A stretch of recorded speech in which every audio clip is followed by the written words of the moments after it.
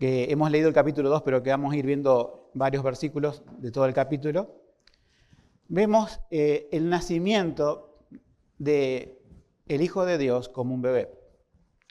Siempre que nace un bebé es un acontecimiento para la familia, por lo general lleno de ternura, lleno de felicidad. No digo que no estuvieran felices José y María con el nacimiento de Jesús, pero más allá del pesebre, que era incómodo, al poco tiempo de nacer, el nacimiento se transformó en algo traumático. Se transformó en algo difícil. ¿Quién pensaría, no, que cuando nace tu hijo están buscando para matarlo? No te acostumbras a tu sonrisa o a cuidarlo, que ya tenés que estar huyendo con él. Bueno, este era el caso de Jesús. La Biblia nos muestra en este Evangelio de Mateo que se ocupa de este caso de los magos, no eran reyes, no dice. Podemos decir que el mejor significado sería sabios de Oriente, y que, por un lado, un rey busca matar al rey. El rey Herodes, por lo menos de esa jurisdicción, era rey, busca matar al verdadero rey, que es Cristo. Y personas que son fuera de Israel vienen a adorarlo. Vemos este contraste, gente que busca adorarlo, gente que busca matarlo. Quisiera que, antes de entrar en la historia, como introducción, podamos ir a Apocalipsis, capítulo 12. Uno dice, ¿qué tiene que ver Apocalipsis? Bueno, lo vamos a ver. En el capítulo 12 de Apocalipsis, recuerden que hay una forma de interpretar, ¿no es cierto?, los libros proféticos y también el género apocalíptico, que es un lenguaje, podemos decir, alegórico, figurado, pero que tiene un significado espiritual. Dice el versículo 1, y una gran señal apareció en el cielo, una mujer vestida del sol y la luna, debajo de sus pies y sobre su cabeza una corona de 2 estrellas. Y estando embarazada, clamaba con dolores de parto y sufría angustias por dar a luz. Y apareció otra señal en el cielo, he aquí un gran dragón rojo que tenía 7 cabezas y 10 cuernos, y en su cabeza 7 diademas, y su cola arrastraba la tercera parte de las estrellas del cielo, y las echó sobre la tierra. Y el dragón se puso frente a la mujer que estaba para dar a luz, a fin de devorar a su hijo cuando hubiera dado a luz. Y ella dio a luz un hijo varón, que había de regir todas las naciones con vara de hierro. Y su hijo fue arrebatado para Dios y su trono. Y la mujer huyó al desierto, donde tiene un lugar preparado por Dios, para que allí la sustenten por 1260 días. Es complicada, parece la aplicación. Tiene varias, pero vamos a centrarnos en la aplicación primaria. Acá la Biblia en Apocalipsis nos presenta un conflicto y una persecución frente a un nacimiento.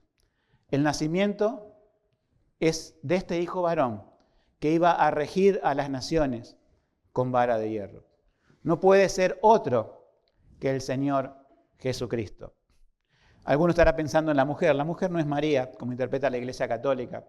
Esas 12 estrellas nos hablan de las tribus de Israel.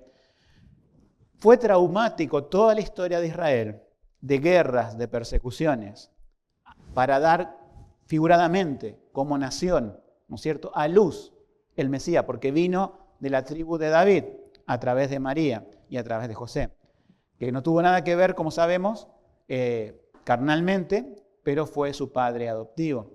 Pero María también, ¿no es cierto?, una israelita verdadera. La nación de Israel se le prometió, digamos, a la humanidad el Mesías, pero Dios escogió un pueblo al cual se le prometió que de ese pueblo nacería el Mesías. Y esto es lo que Mateo refuerza, el nacimiento de Jesucristo. Pero también tenemos en Apocalipsis como una visión de conflicto espiritual. Ese hijo recién nacido sería perseguido. Y ahí tenemos un personaje que sabemos quién es, el dragón, que es el diablo. Son todas las fuerzas satánicas. Podemos decir que cuando nació Jesucristo, tenía en contra al diablo, sus demonios, a los romanos con Herodes, pero tampoco ayudó al pueblo de Israel en ese momento. Vamos a ver que no se mantuvieron como inertes. Nadie parece que estaba esperando la venida del Mesías, pero además iban a tratar de matar al Mesías. Sabemos que detrás del corazón de Herodes estaba esta influencia satánica, pero que Dios iba a hacer todo para proteger a su Hijo encarnado, ¿cierto? La segunda persona de la Trinidad que tomó humanidad en esa unión perfecta. Podían matarlo, pero no era el momento. El Evangelio de Mateo nos muestra esto, que Jesucristo es adorado por algunos, rechazado por otros y perseguido por otros. Pero lo más importante, como introducción de esta historia, es que Dios cumple sus propósitos. Nada detiene su plan redentor.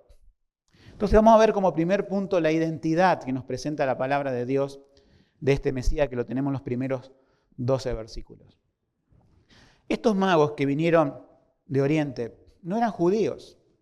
Yo siempre me he preguntado, no sé si vos te preguntaste alguna vez, diciendo, ¿qué información tenían ellos para venir de tan lejos? Nosotros decimos, bueno, que vinieron de Oriente como si fuera que tomaron un colectivo de 12 horas. No, vinieron viajando quizás muchos días, quizás un mes, no sabemos, con todo el peligro que esos viajes representan. No sabemos si tenían una guardia armada o si venían con oro en sus alforjas sin ninguna custodia, pero la cuestión es que ellos se arriesgaron.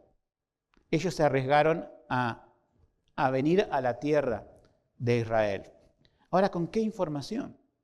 No hay un versículo en la Biblia que diga explícitamente, hay una referencia que yo les voy a dar, ¿sí?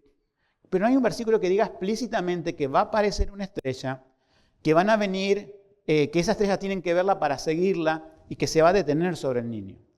Lo más cercano, y este es el único versículo que encuentro en el Antiguo Testamento, es Isaías 63, que dice, y andarán las naciones a tu luz y los reyes al resplandor de tu amanecer. Está hablando de el Mesías, aunque hace una referencia a Israel, nosotros sabemos, con una teología correcta, que las referencias a la gloria de Israel es la gloria de Cristo. Ahora, no tenían información ellos, demasiada. La Biblia no nos dice por qué venían siguiendo una estrella, pero ellos no eran astrólogos. Saben que la palabra astrología son aquellos que determinan o creen que los astros determinan la conducta del ser humano. Astrónomos podríamos decir que eran lo más cercano. Podría ser, pero era mucho más que eso. Eran sabios en general y por alguna razón esto vino de parte de Dios, porque Dios es el que mueve esa estrella. Vino de parte de Dios, que tienen que venir de afuera, gentiles, no judíos, personas al resplandor de la verdadera estrella, que es Jesús. Pero una estrella externa lo guía. No vamos a entrar en detalles si era un cometa, si era una estrella, si era una luz, como la cuestión que era un astro o algo así, pero que Dios lo usó y Dios lo controlaba. Y Dios guió a estas personas a venir de muy lejos. Ahora, cuando ellos vienen, no solamente dijeron, venimos a ver una persona importante, venimos por una corazonada de una luz que nos guía. No. Había una información de más que tampoco la Biblia nos dice de dónde, pero la declaración es correcta en el versículo de 2. ¿Dónde está el rey de los judíos que ha nacido? Al decir el rey de los judíos, ellos conocían el contexto. Roma gobernaba toda la región. No podía haber reyes. Hace rato que no tenían rey los judíos. Por lo tanto, si ellos dicen el rey de los judíos que ha nacido, es porque se están refiriendo inequívocamente al Mesías, el prometido, de todos los siglos anteriores.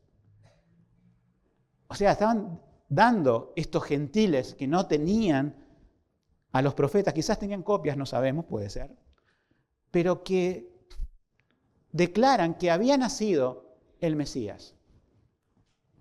No fueron los fariseos, no fueron los escribas, no fueron los saduceos, no fue el sumo sacerdote, fueron extraños los que dijeron, sabemos que nació el Mesías. Y acá viene la parte extraña, porque su estrella personal, lo agrego yo eso, ¿no? Su estrella hemos visto en el oriente y venimos a adorarlo. Ellos venían de oriente, o sea que se movía la estrella junto mientras caminaban. Posiblemente desaparecía de su vista en algún momento, pero luego aparecía, no sé. El tema es que ellos adjudican, su estrella hemos visto.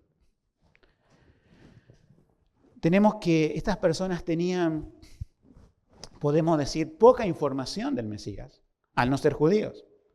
Un judío que crecía en Israel, en cualquiera de las tribus, en cualquiera de los sectores, ellos podían acceder a la palabra de Dios a través de copias manuales, a través de lo que se predicaba en la sinagoga. Ellos tenían que estudiar la Escritura, la ley y los profetas. Y tenían en este Antiguo Testamento todo el conjunto de profecías y toda la información necesaria para esperar e identificar al Mesías cuando aparezca. Ahora, pónganse a pensar esto. La gente que tenía la Biblia en sus manos, el Antiguo Testamento, ¿se entiende? La gente que tenía la palabra de Dios en sus manos y que tenía acceso a libertad de culto de este Dios, porque los romanos no prohibieron eso, todas esas personas no declararon el Mesías nació. No se interesaron en el Mesías realmente. Uno se pone a preguntar, pero ¿qué pasó allí? ¿Por qué ocurre esto? ¿Por qué vienen estas personas de Oriente y declaran, ¿sí?, que ha nacido el rey de los judíos y por allí no hay interés en las personas? Bueno, es la situación espiritual. Yo creo que vamos a seguir avanzando en el mensaje, pero tengan en mente esto. Personas con acceso a la Biblia no conocen la Biblia. Personas con acceso al culto no conocen al Mesías. Personas con poca información, pero que Dios pone fe, se hacen kilómetros y kilómetros para reconocer que el Mesías ha nacido. Nosotros tenemos que la estrella iba delante de ellos, podemos ver el versículo 9, y ellos habiendo ido al rey se fueron, y aquí la estrella que habían visto en el oriente iba delante de ellos, hasta que llegando se detuvo donde estaba el niño. ¿Se dan cuenta que contradice, si a alguno le interesa astronomía, toda ley física, porque no se detiene una estrella, ¿sí?, por sí sola, ni un cometa, nada detiene su movimiento, gira en el vacío sin detenerse a una velocidad constante. Pero esto es una señal de Dios. Esto es un milagro de Dios. Un milagro que se lo muestra a gentiles, que ahí podemos relacionar el versículo de Isaías, que andarán al resplandor de este nacimiento del Mesías.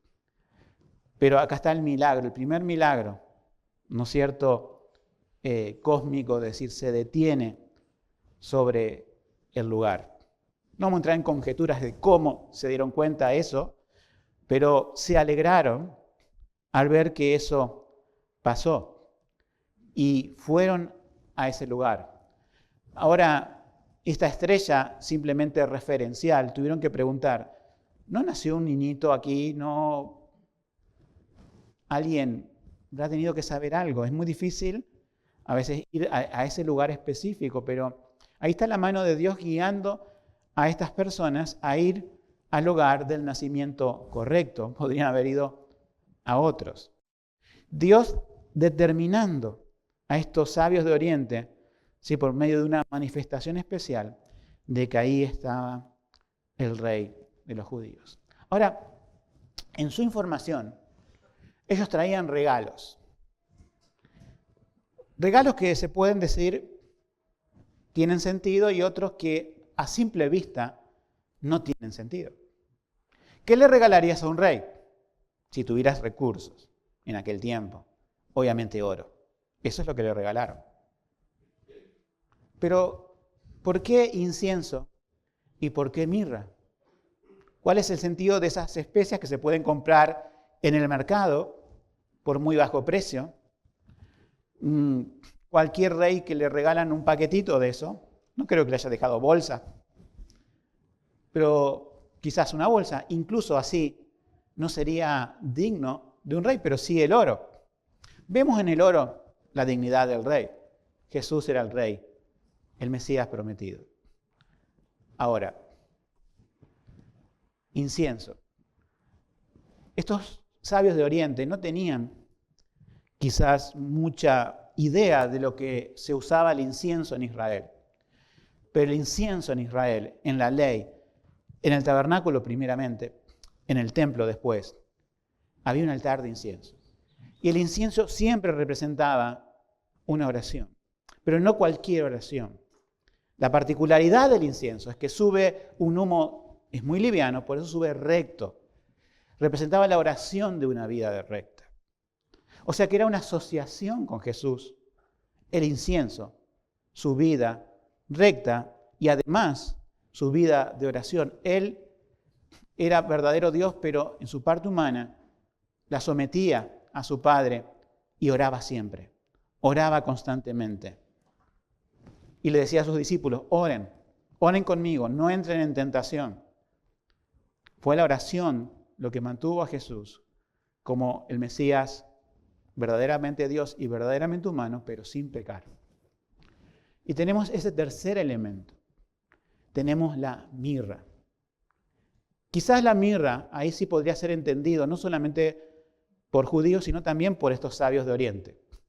Era lo que se usaba para ungir a los muertos. Quizás se mezclaban como perfumes, ¿sí?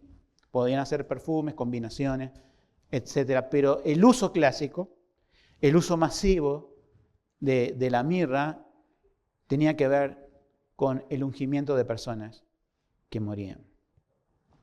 O sea que esos elementos, pensados o no por los magos, pero sí por los planes de Dios, estaban representando la identidad del Mesías. El rey, perseguido en ese momento, pero que iba a morir. Pero que iba a morir como alguien que nunca pecó. Nos damos cuenta que esto no es una ofrenda simpática para recordar en un pesebre, ni algo para ser dicho a la ligera. Es el reconocimiento de Dios que hace de su Hijo, enviando a estos sabios de Oriente a decir, ese es el rey va a morir. Y como completamos con otras partes de la Escritura, va a morir por los pecados de su pueblo. No va a morir por un accidente, no va a morir cuando quiera una autoridad romana, sino que va a morir por el determinado consejo y soberanía de Dios. Podemos sacar algunas aplicaciones de esto, de este primer punto. Vemos personas con escasa información, pero buscando de todo corazón y con fe a Jesús. Los magos o los sabios de Oriente. Vemos a personas con mucha información, los judíos, que no estaban buscando a Jesús. ¿Cómo pasa hoy? Yo veo que hay muchas personas que no han tenido el acceso a la palabra de Dios desde pequeños porque no se criaron en un hogar cristiano.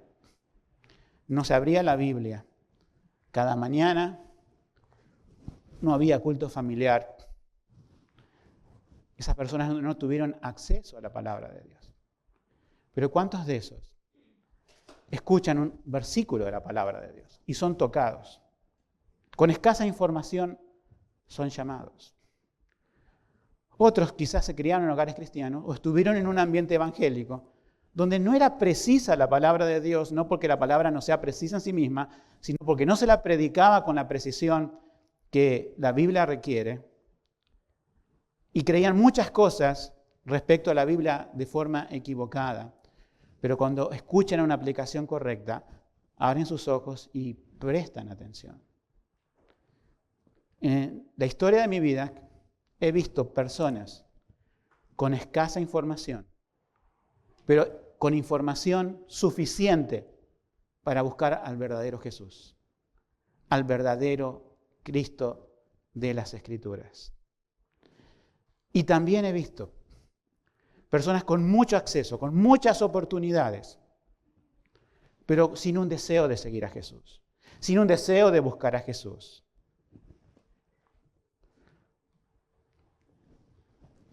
¿En cuál de esas categorías has estado o estás? Ojalá que todos estemos en esta categoría. Con poca o gran información, no importa, seguimos a Jesús. Buscamos a Jesús. Es lo más importante de nuestra vida. Y lo buscamos no por beneficio, sino por lo que Él es. No buscamos que Él nos regale cosas, nosotros le regalamos a Él. ¿Y qué le podemos ofrecer?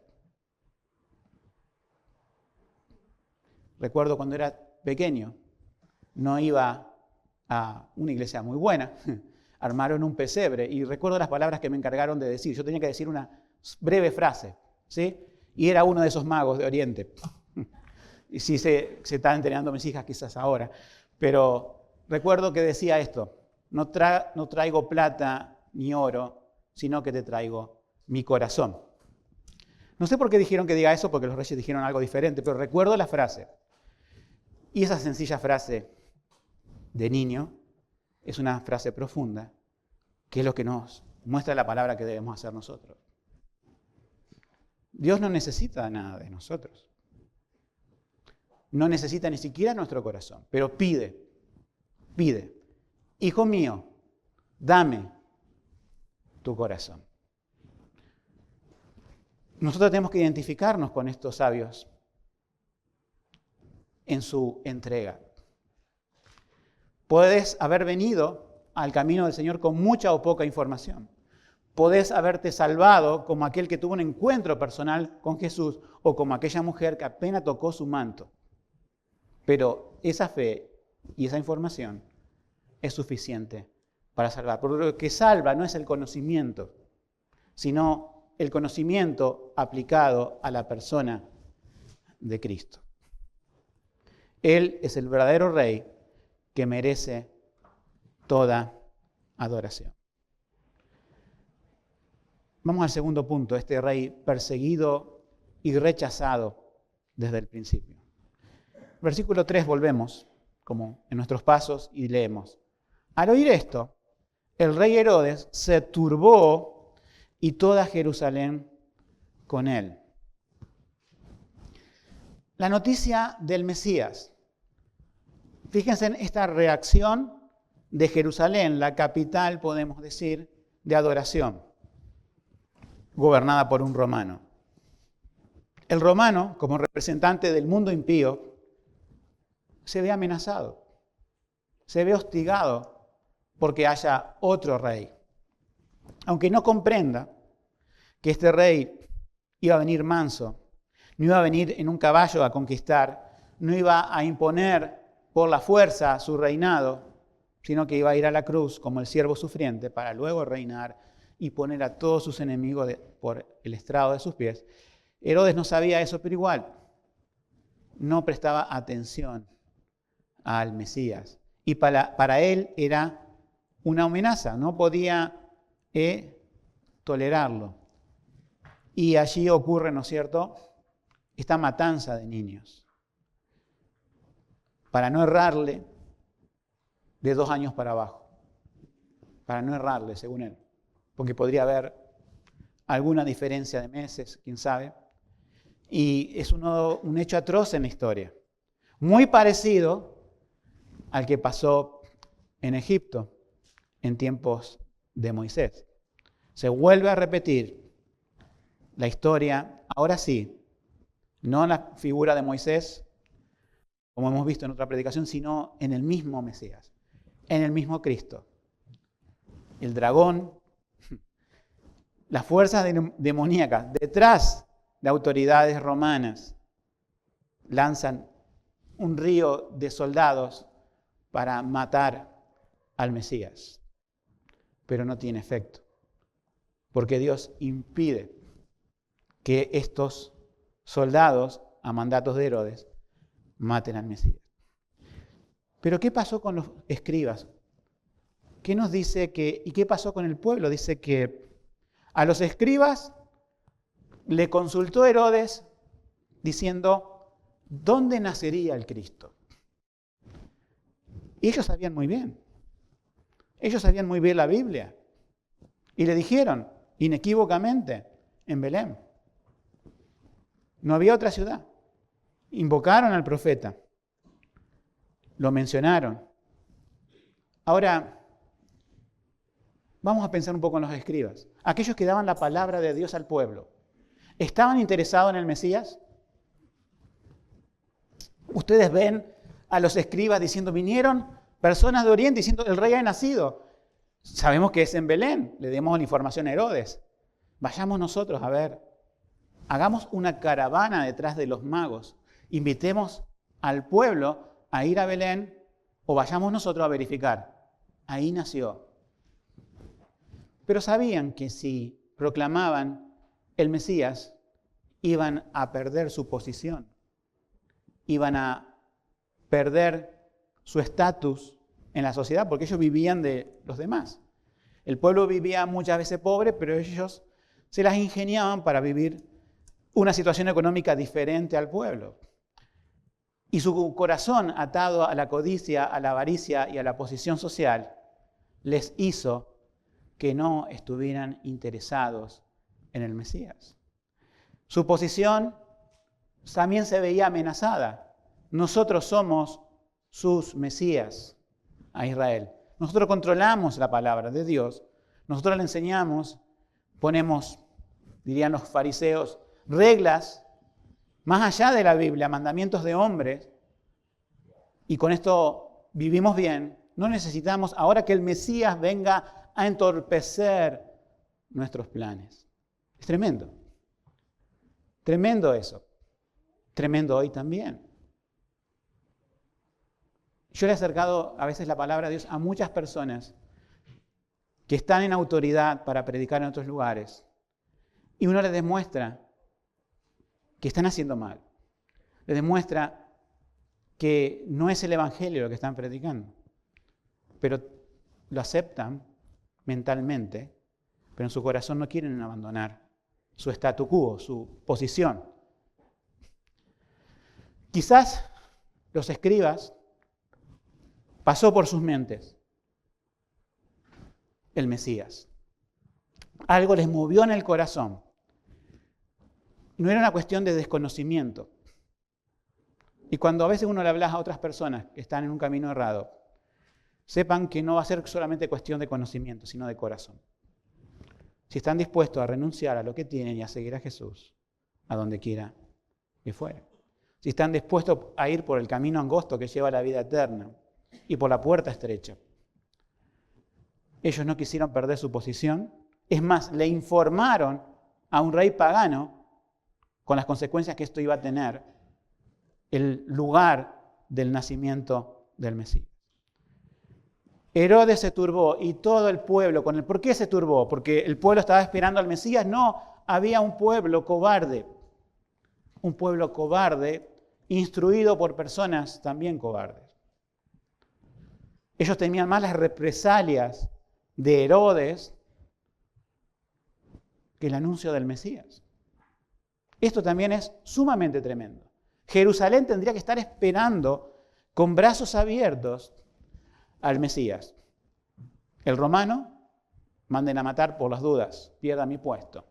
Las autoridades judías, con información, con mucho conocimiento, pero sin deseo de seguir al Mesías.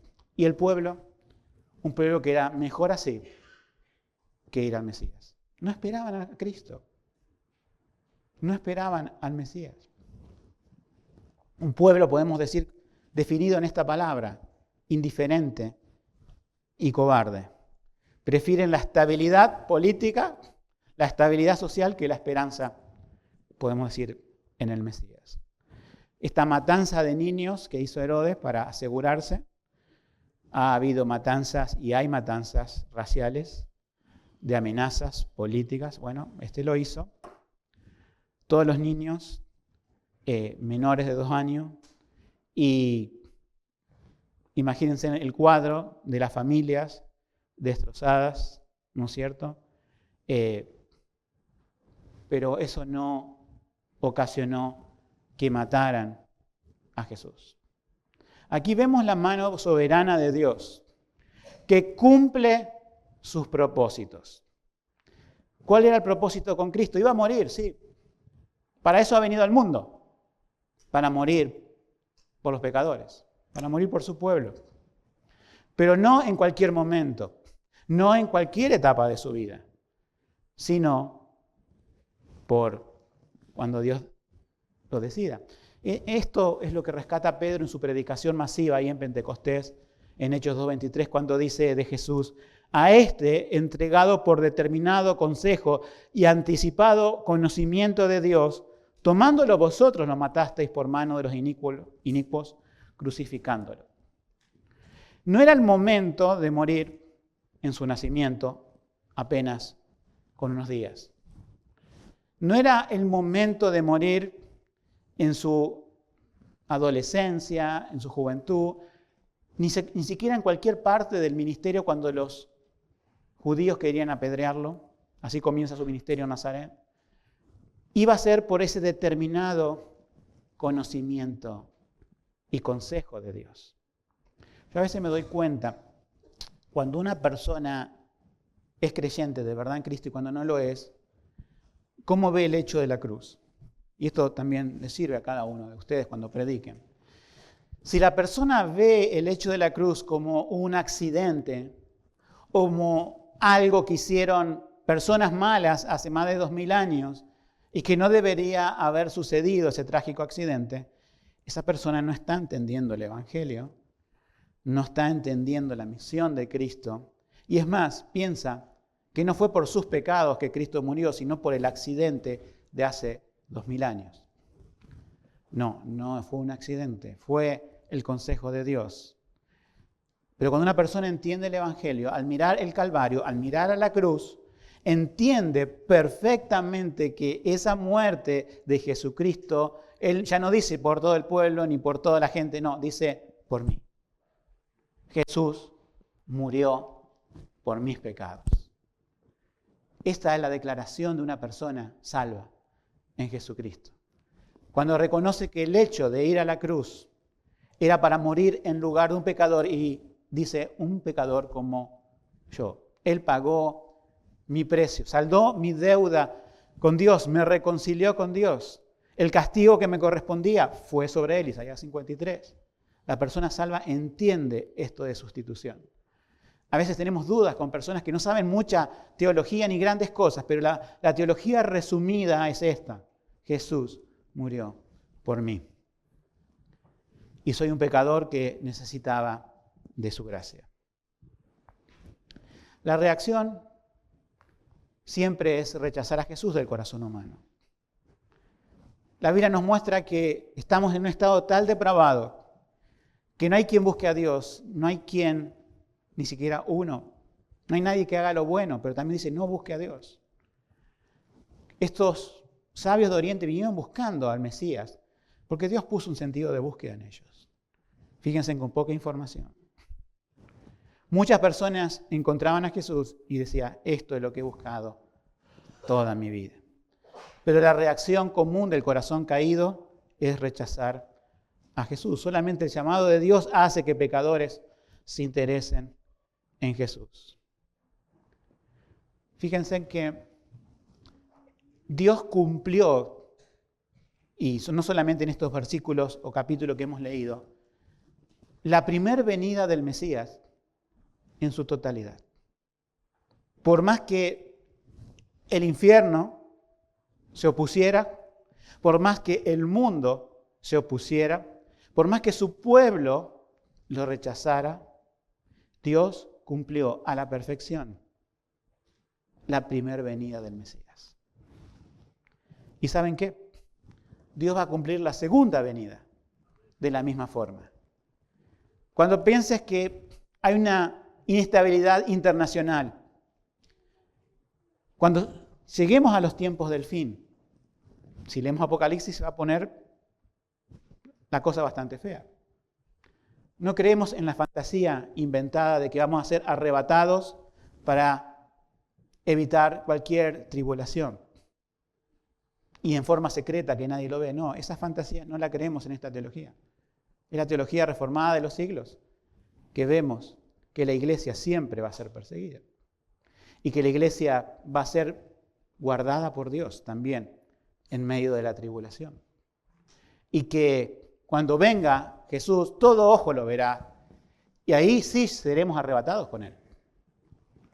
Pero que la cosa se puede poner bastante fea antes, no hay duda. Y va a ser principio de dolores. Cuando todo el mundo se convulsione, nosotros debemos recordar estas cosas. Imagínate su primer venida, la convulsión que hubo en ese, podemos decir, en pueblo, ciudades, siendo una matanza horrenda. Aún en los tiempos del fin habrá convulsiones, pero todo está bajo el control de Dios. Así como Dios controló todos los actos, ya sea principales y secundarios, de su primer venida, de la primera venida de su Hijo, todo el mundo, reyes, gobiernos, políticas, todo está bajo el control de Dios. Aún la naturaleza cuando se desencadenen cosas.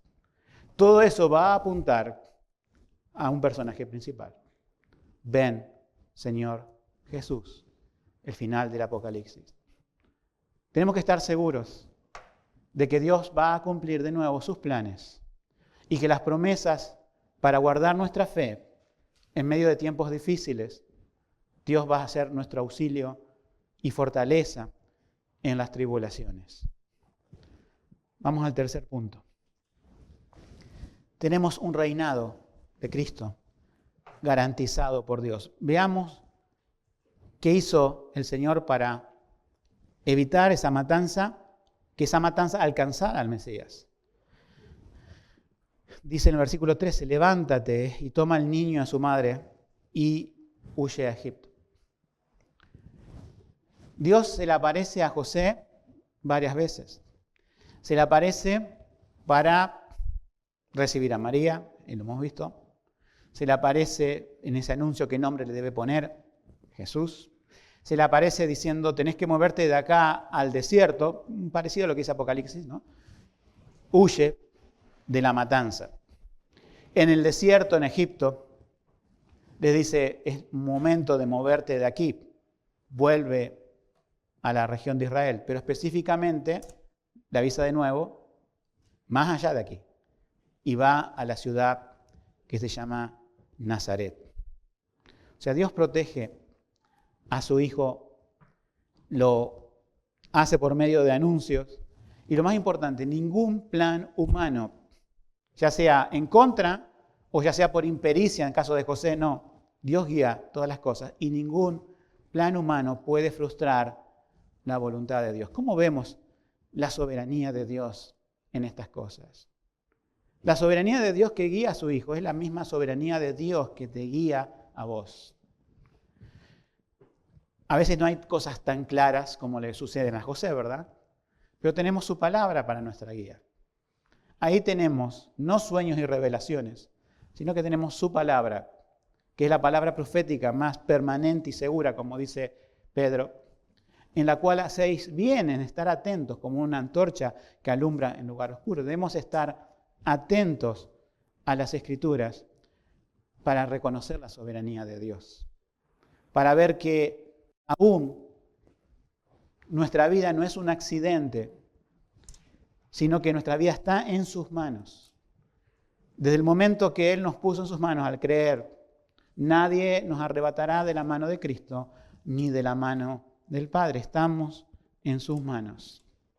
Su Hijo en la encarnación estuvo en la providencia y en la soberanía, nosotros también a través de Cristo. Dice, de Egipto llamé a mi hijo, el versículo 15, ¿no es cierto?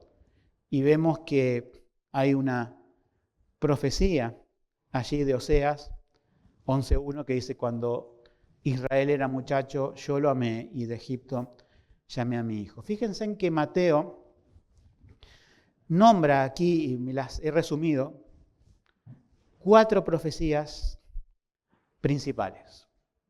4 profecías que a lo mejor, esto era un poquito más difícil que decirle a los escribas dónde van a ser el Mesías. Bueno, en Belén. Esto era un poco más difícil, pero que Dios, por medio de su Espíritu Santo, guía al evangelista Mateo a plantar 4 profecías cumplidas del Antiguo Testamento en el capítulo que hemos leído. Estas 4 son, ya sabemos, el nacimiento en Belén. ¿Sí? ¿Cuál es la profecía? Miqueas 5:2, porque tú, Belén, Efrata, etcétera, de ti saldrá un guiador. De ti será el que será Señor, saldrá el que será Señor en Israel. Vemos el profeta Miqueas, ¿no es cierto? Esas se las sabían los fariseos. Pero después tenemos otra profecía, que es la que acabo de nombrar, la de Oseas. De Egipto llamé a mi hijo. Esa no era tan clara, pero es un cumplimiento específico de la vida del Mesías. Vemos cómo Dios utiliza la misma Biblia para interpretar a la Biblia. Nos deja los patrones necesarios para interpretar correctamente el Antiguo Testamento a la luz del Nuevo Testamento, porque si no haríamos un desastre teológico. Tercer profecía, y quiero detenerme en esta un poquito más. Llanto en Ramá. Eso lo vemos en el versículo 17 y 18, en lo que pasó, ¿no es cierto?, con la matanza. Pero cumple una profecía de Jeremías 31:15, que habla de voz en Ramá, que Raquel llora por sus hijos. No sé si nunca te detuviste en esto, pero a mí me llamó siempre la atención. Raquel, la segunda esposa de Jacob, la cual nació Benjamín y José, que eran de las tribus del norte, y de la cual, de esas tribus, se desprende esa zona cercana a Ramá. Bueno, está ahí Belén, ¿no es cierto? Pero la matanza esta, ¿no es cierto?, se invoca a Raquel, pero también, inicialmente, esta profecía de Jeremías fue lo que pasó con la cautividad del pueblo judío. El pueblo judío, Jerusalén estaba cerca, ¿sí?, fue saqueada, el templo destruido, la gente llevada cautiva y la gente que iban apilando, podemos decir, ya sea para ejecutarlas algunos y otros para llevarlos cautivos a Babilonia. El lugar de concentración era Ramá, una ciudad mucho más grande, obviamente, que Belén. Y Raquel, como madre de Israel simbólica, llora a sus hijos. Pero esa profecía, fíjense, también la forma que nos enseña Mateo de interpretar la Biblia, no es poner los ojos en Israel como el cumplimiento de todas las profecías, sino que Israel apunta al mayor de los cumplimientos, que es el Mesías mismo, que es Jesucristo. Entonces Mateo aplica la profecía de Jeremías a, podemos decir, el destino final de la profecía, no el intermedio, sino que es la matanza de los niños por causa del Mesías. Es allí la voz de Raquel que llora por sus hijos. Pero no nos detengamos en la tragedia. Si uno lee, y eso se lo dejo para casa, Jeremías 31:15, pero lo que sigue, hay una promesa de restauración de Dios a su pueblo. Pero quiere decir que si la parte A se dirige al Mesías, la parte B se dirige a su pueblo, la parte B se dirige a la esperanza segura de los creyentes que somos nosotros. Siempre fue perseguida la iglesia. Que no te enseñen otra cosa. El mundo persigue al Mesías, perseguirá a los de la descendencia del Mesías, como dice Apocalipsis, Va a hacer guerra contra ellos. Satanás está en guerra contra la iglesia, pero la iglesia prevalecerá, porque Jesucristo le dijo a la iglesia que las puertas del infierno no iban a prevalecer contra ella. Ella iba a asaltar la guarida de Satanás, iba a predicar el evangelio y muchas personas se iban a salvar. La parte B de Jeremías, que no vamos a dar ahora, pero que puedes leer, es la promesa segura que también tiene Dios para su iglesia. En su pueblo primario, Israel fue cautivo, pero no fue aniquilado. Volvió a su tierra. La iglesia no va a ser destruida, no va a ser aniquilada, sí va a ser perseguida. Y quizás en muchas partes del mundo en este momento es perseguida. En esa figura poética, Raquel, que llora por sus hijas, es Dios sabiendo que su pueblo sufre. Pero en un momento él enjugará toda lágrima, frenará toda persecución, pero seremos perseguidos y sufriremos por causa de Cristo. Pero tendremos la victoria, porque Dios está con nosotros. Qué consuelo saber cuando decimos esos versículos, Dios es con nosotros, ¿quién contra nosotros? Y no para enfrentar cualquier cosa de la vida, sino para enfrentar toda nuestra vida y la eternidad. Es algo mucho mayor. La cuarta profecía que Mateo nombra es, y esto es un poco más complicado, pero había un consenso dentro de los judíos, es ser llamado nazareno. ¿Sí? El versículo 23, lo pueden leer. Ahí él asegura, Mateo, se va a cumplir la profecía, pero no dice un profeta. Esto es importante, dice los profetas en plural. Porque muchos profetas hablaron sobre esa vara del tronco de Isaí que va a retoñar, sobre un vástago que saldrá de la familia de David, porque Jesús es el descendiente de David, para que sea el rey, ¿no es cierto?, según la parte genealógica. Nosotros tenemos en muchos profetas que nos habla de este vástago, de esta rama, y la palabra que hebrea de esa rama es Netzer, de donde está el nombre de la misma ciudad que fue Jesús a criarse, Nazaret. Esto no está dicho al azar. No hay un versículo que dice Jesús va a nacer en Belén y se va a criar en Nazaret. No, dice sí que va a nacer en Belén, pero no dice en dónde se criará, pero eso está más encubierto.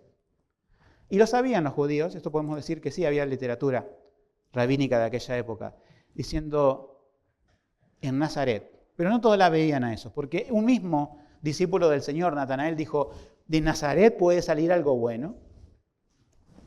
Jesús no salió de Nazaret, nació de Belén, pero se crió en una ciudad despreciada. Imagínense eso, el rey nace en un lugar humilde, tratan de matarlo, pero no huye a una ciudad adinerada y cómoda, sino a una ciudad, podemos decir, despreciada. Quizás, no sabemos, el oro que le regalaron sirvió para el exilio en Egipto, para su regreso a Nazaret, para la instalación de la carpintería, posiblemente. ¿Fue guardado para su sepultura la mirra? No lo sabemos. Pero sí sabemos el simbolismo que tiene eso. Herodes muere. La historia cambia. No está en la Biblia cómo muere Herodes, pero según historiadores, murió comido por gusanos, una enfermedad que le atacó los intestinos. Terrible y agónica. Y sucede su hijo. Entonces, su hijo, ¿no es cierto?, podría tener las mismas ideas de su padre, no lo sabemos, pero por las dudas José tiene miedo. Terminan en Nazaret. Pero aquí culmina la historia esta mañana, ¿no?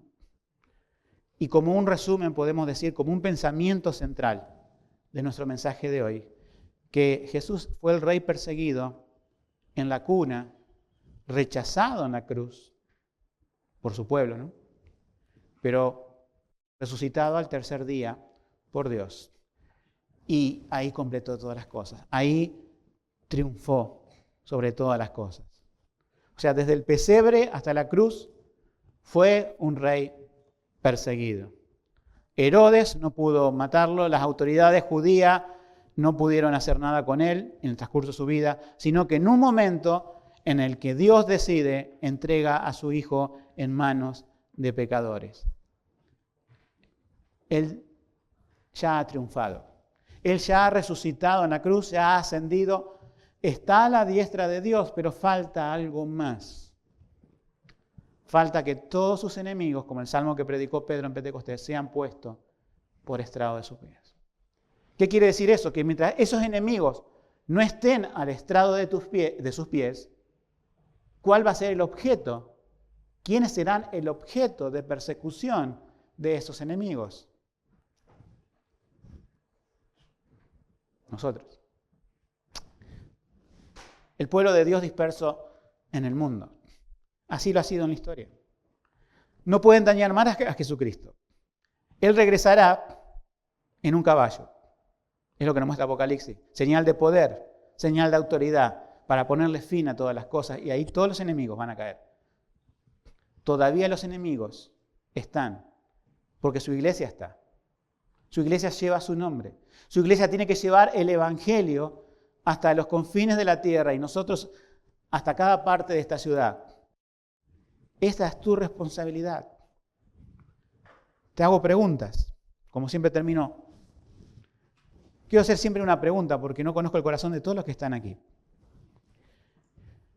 ¿Jesucristo amenaza tu statu quo? ¿Jesucristo amenaza tu comodidad? ¿Querés un Jesús que se ajuste a tus preferencias personales, pero que no se meta demasiado con tu vida y que te implique pedir todo? Ese Jesús no existe como tal. Ese Jesús, en tal caso, que muchos se forman en nuestra época, es un Jesús creado a la imagen del hombre, a sus propias necesidades, comodidades y preferencias personales, tal cual lo hizo Jerusalén en aquel tiempo. No le interesó el verdadero Jesús. Querían quedarse con su Mesías en mente. Pero Dios te llama a confiar en el verdadero Jesús, que no te pide 1, 2, 3 cosas, sino que de la, no sé, como traían los magos, de un costal, entregues tu vida, tu corazón. Solamente así se conoce al verdadero Jesús, no de otra forma, no a medias, no por partes. A los creyentes, ya has creído en Jesús, ya Él te ha salvado de tus pecados y hoy por medio de la cena lo vas a recordar. Pero la palabra nos muestra que como pueblo somos responsables. Dios puso en nosotros el mensaje del Evangelio, la palabra de reconciliación. Yo sé que muchos de nosotros, por no decir todos, sufrimos con enfermedades, con problemas económicos, con un montón de cosas que diríamos, Señor, mi trabajo o mi estudio o mi situación de salud me impide cumplir con tu misión. No es así. Dios te dice, a pesar de todo eso, estás llamado a cumplir su plan. Por supuesto que otro lo va a hacer, pero sería bueno que en medio de las tribulaciones, en medio de los problemas, en medio de cosas, puedas estar atento a tu Señor. El Mesías ya vino, murió, resucitó, está a la diestra de Dios y hoy tenés que anunciar su evangelio. Tenés que, primero, antes de contarle a otro, rendirte nuevamente cada día con tu corazón puesto a sus pies para pedirle esa gracia, para predicar a otros. Para que quite de nosotros toda indiferencia, para que quite de nosotros toda cobardía. Este rey verdadero no necesita oro, especias, nada. Tampoco necesita nuestro corazón, pero hermano, hermana, en esta mañana hay que rendirlo. No venimos a otra cosa aquí, sino a rendir nuestros corazones a Cristo. Lo hacemos por medio de las oraciones. Al cantar, y espero que lo hayas hecho, estamos rindiendo nuestros corazones. Y al escuchar su palabra final, que definitivamente haya una rendición de los corazones. Buscamos eso siempre en la predicación. No se busca ni gloria personal, ni conocimiento, simplemente no.